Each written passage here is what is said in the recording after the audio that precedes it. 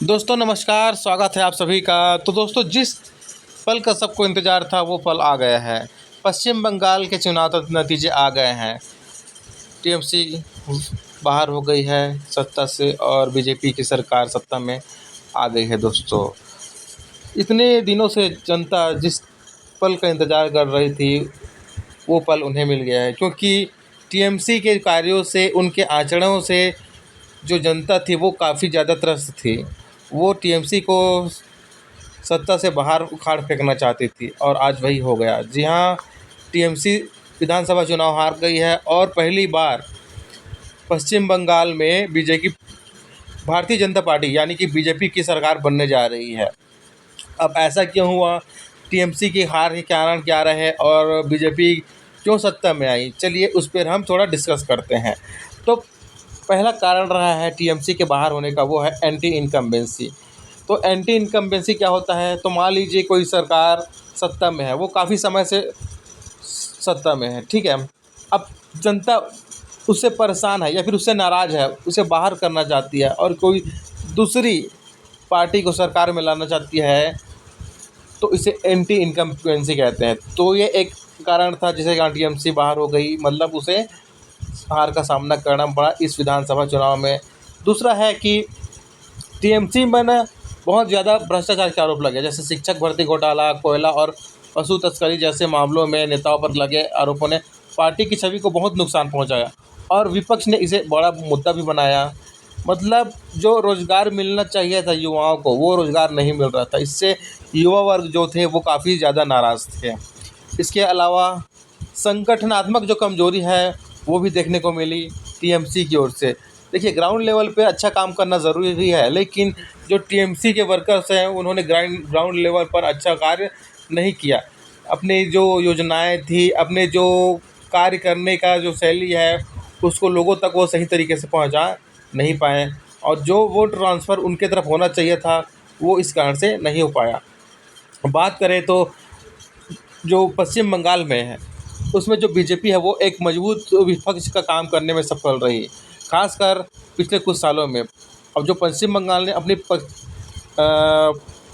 BJP ने अपनी जो पकड़ बढ़ाई है वो कारण रही है कि उसने जो तृणमूल कांग्रेस यानी कि टीएमसी को सीधी टक्कर दी थी। अब इसकी शुरुआत कब से हुई थी, इसकी शुरुआत हुई थी 2019 के लोकसभा चुनाव से, जिसमें 42 लोकसभा चुनाव सीट में से लगभग 18 बीजेपी को मिली थी। तो ये बहुत ही अच्छा उनका प्रदर्शन था।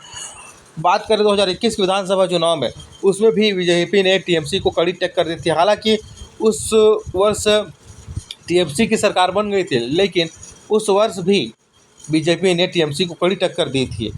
आगे देखें तो देखिए, कानून व्यवस्था एक बहुत बड़ा मुद्दा है पश्चिम बंगाल में और इससे पश्चिम बंगाल का काफ़ी जो है अव्यवस्था फैल गई थी। लोगों के मन में डर का भाव रहता था। क्यों? क्योंकि वहाँ पर कानून व्यवस्था सही तरीके से काम नहीं कर रही थी।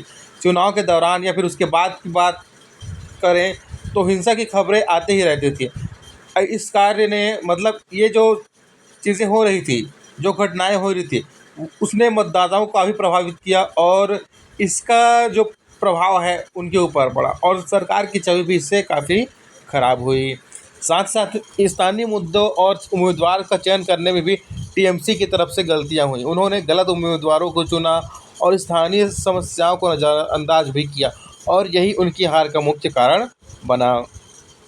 आगे बात करें कि क्या कारण रहे हैं कि बीजेपी सत्ता में आ गई है, तो बीजेपी ने अपना मजबूत संगठन बनाया है और ग्राउंड लेवल पर उन्होंने अच्छा कार्य किया है। बात करें, बीजेपी ने पिछले कुछ सालों में ना लगभग हर एक राज्य में, जितने राज्यों में उन्होंने सत्ता में आए हैं, लगभग हर एक राज्य में उन्होंने बूथ लेवल पर अपनी पकड़ बढ़ाई है। साथ ही साथ कार्यकर्ताओं की एक्टिविटी, घर घर कैंपेन और माइक्रोसॉफ्ट मैनेजमेंट ने वोट को कन्वर्ट करने में काफ़ी मदद की है बीजेपी की। तो यही जो फ़ायदा हुआ वो उनको, बीजेपी को पश्चिम बंगाल में भी हुआ है। साथ ही साथ केंद्रीय नेतृत्व का जो प्रभाव है वो भी पड़ा है, जैसे नरेंद्र मोदी और अमित शाह की रैलियों और कैंपेनों ने वोटरों को काफ़ी प्रभावित किया, खासकर राष्ट्रीय मुद्दों पर। आपने देखा होगा बीच में झालमुड़ी खाने गए थे प्रधानमंत्री मोदी, वो भी काफ़ी सुर्खियों में रहा था।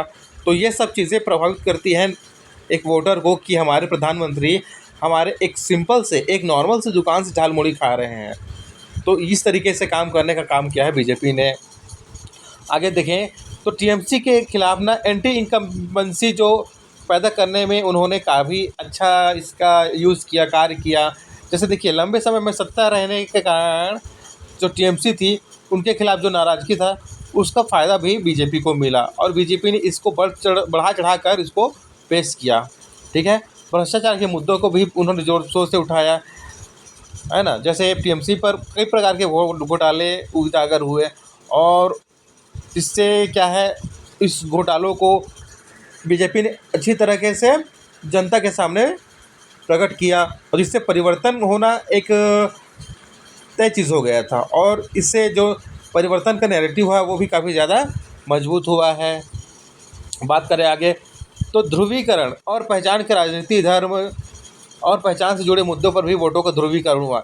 जैसे पहले लोग क्या करते हैं, धर्म के नाम पर वोट दे देते हैं, पहचान के नाम पर वोट देते हैं, अपनी जाति के नाम पर वोट दे देते हैं, है ना। तो इससे भी कुछ क्षेत्रों में बीजेपी है उसको फ़ायदा ज़रूर मिला है।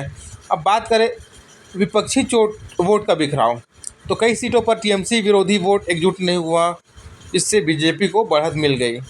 तो ये भी कुछ कारण रहे हैं बीजेपी के सत्ता में आने के बाद। बात करें सोशल मीडिया और टेक्नोलॉजी का उपयोग, तो इसमें तो बीजेपी बहुत अच्छा माहिर रही।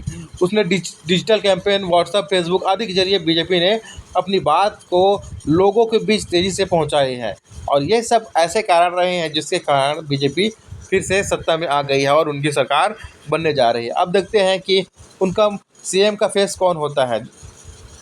ऐसी अटकलें लगाई जा रही हैं कि जो शुभेंदु अधिकारी हैं वो बन सकते हैं बीजेपी के सीएम फेस। अब देखते हैं बीजेपी उन्हीं को बनाती है या फिर कोई खेला कर देती है।